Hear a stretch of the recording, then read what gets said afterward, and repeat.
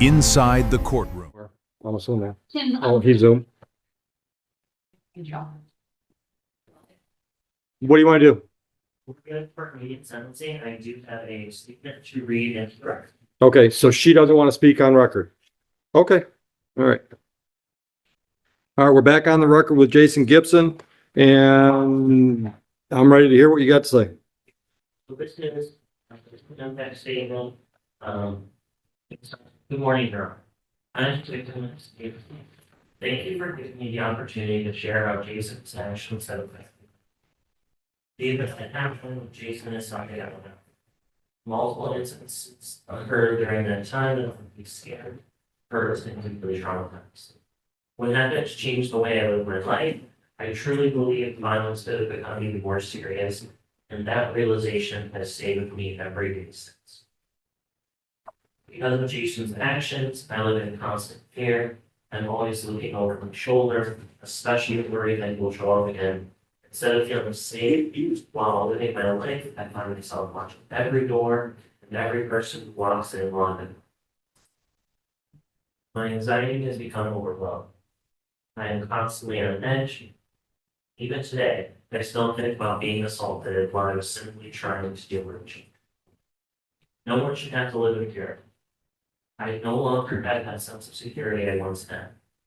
Throughout this experience, I have felt stalked, harassed, manipulated, and humiliated. No one should ever have to live with the fear of wondering when someone might become angry or violent.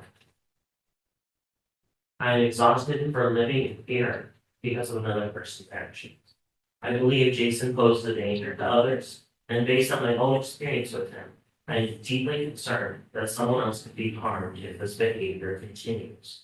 I was fortunate enough to get away, but I worry that the next victim may not be as fortunate.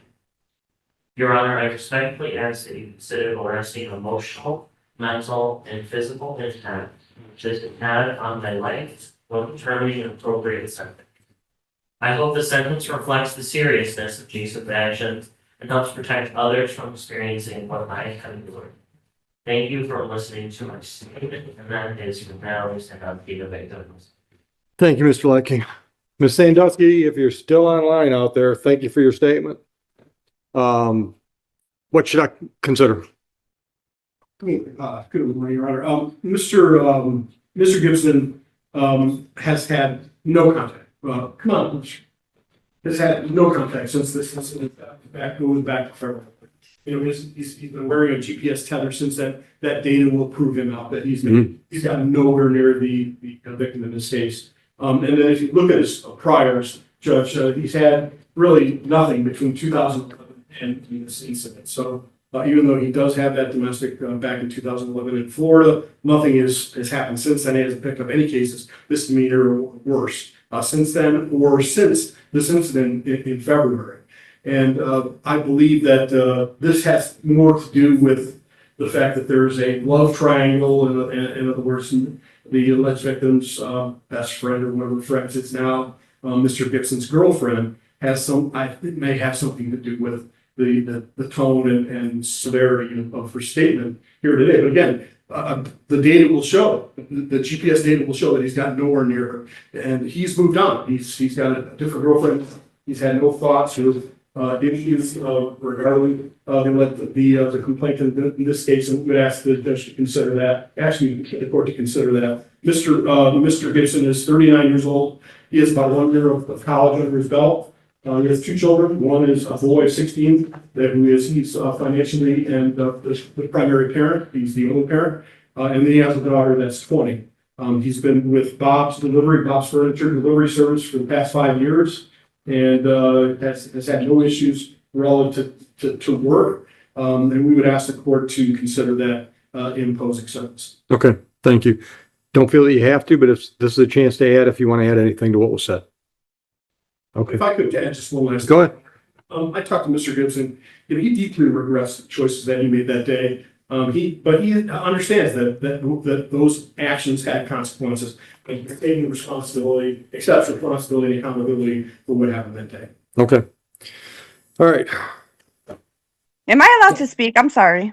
I don't know. Who are you? I'm Natalie Sandusky. Yeah, if you want to add to your statement, go ahead.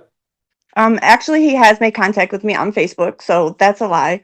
And he's not apologetic because he still brings my name up in things. So when he fights with people, he makes statements about me. He makes comments about me. So it's whatever you're saying that he's got over me, he hasn't made contact is not true. Okay. Anything else, ma'am? No. Okay, thank you. All right, so the sentence recommendation was for 18 months probation. I'll go along with that. I'm ordering no contact with Miss Sandusky. No phone calls, no letters, no social media contact. Don't have your friends check on her, no contact at all.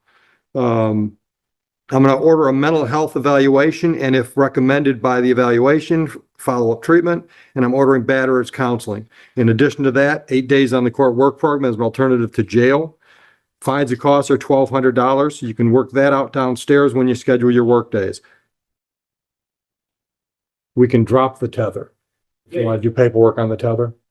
All right. Any clarification necessary? Okay.